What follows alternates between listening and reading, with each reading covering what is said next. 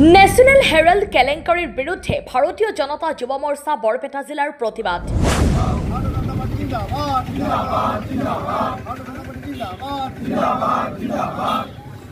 National Herald কেলেংকাৰীক লৈ সোনিয়া গান্ধী আৰু ৰাহুল গান্ধীৰ বিৰুদ্ধে দেশজুৰি আৰম্ভ হোৱা প্ৰতিবাদৰ অংশ হিচাপে ভাৰতীয় জনতা যুৱ মৰ্চা বৰপেটা জিলা সমিতিয়ে এক প্ৰতিবাদী কাৰ্যসূচী ৰূপায়ণ কৰে।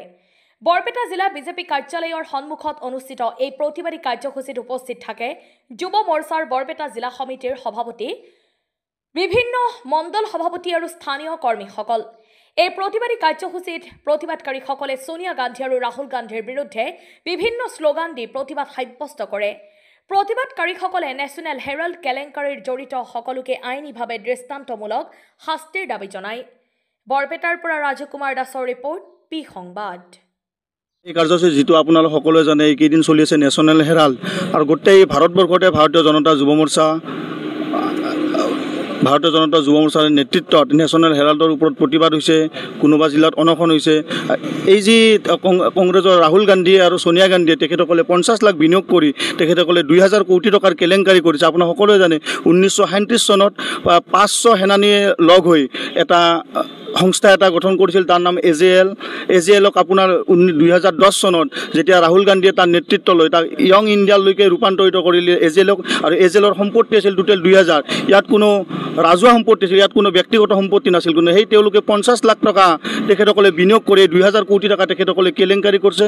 আৰু তাৰ ওপৰত তেখেতসকলৰ 2015ত যেতিয়া এটা ৰাজহুৱা PIL পৰিল, PILৰ পৰা তেতিয়াৰ পৰাই সোনিয়া গান্ধী আৰু ৰাহুল গান্ধীয়ে এতিয়ালৈকে বেলত আছে। আৰু এই কেছটো 4-5 দিন আগতে আপোনালোক সকলোৱে গম পাইছে যে ইডিয়ে এটা নিৰ্দেশনা দিছে যে তেওঁলোকৰ ওপৰত কেছটো এতিয়া চলিব।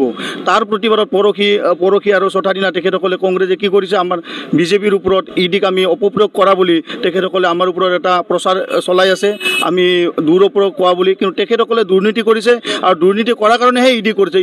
ইডি কোনো ভাৰতীয় জনতা পাৰ্টি বা বিজেপি চৰকাৰৰ সংস্থা নহয়, এইটো এটা সাংবিধানিক সংস্থা। সেয়ে ইডিক আমি এইখিনি কওঁ, আমি ভাৰত চৰকাৰক কওঁ আৰু ইডিক কওঁ যে সোনকালে এই কেছটো সমাধান কৰি আৰু তেখেতসকলৰ ওপৰত বিহিত ব্যৱস্থা ল'বলৈ আমি চৰকাৰলৈ আমি বিনম্ৰ অনুৰোধ আৰু সুপ্ৰিম কোৰ্টলৈ বিনম্ৰ অনুৰোধ আমি ভাৰতীয় জনতা যুৱ মৰ্চা বৰপেটা জিলাৰ তৰফৰ পৰা আমি জনাইছোঁ। কংগ্ৰেছক কি সকিয়নি জনাব আপোনালোকে? কংগ্ৰেছক সকিয়নি জনাম, কংগ্ৰেছে সদায় দালাল ৰূপী, কংগ্ৰেছে সদায় দুৰ্নীতিৰ লগত জড়িত। আৰু এইটো এটা প্ৰমাণ কৰিছে এই কেছটোৰ পৰাই। তেখেতে ইডিয়ে যেতিয়া বা ন্যায়ালয় যেতিয়া লৈছে, তেখেতসকলে কেতিয়াবা ন্যায়ালয় নামানে, কেতিয়াবা তেখেতসকলে ইডি নামানে। আৰু তেখেতসকলৰ সপক্ষে হ'লে তেখেতসকলে ইডিক মানে, তেখেতসকলৰ বিপক্ষে হ'লে তেখেতসকলে ইডিক নামানে। সেয়ে আমি কৈছোঁ কংগ্ৰেছৰ এতিয়া দিন গ'ল, অহা 50 বছৰলৈকে ভাৰতীয় জনতা পাৰ্টীৰ চৰকাৰে থাকিব।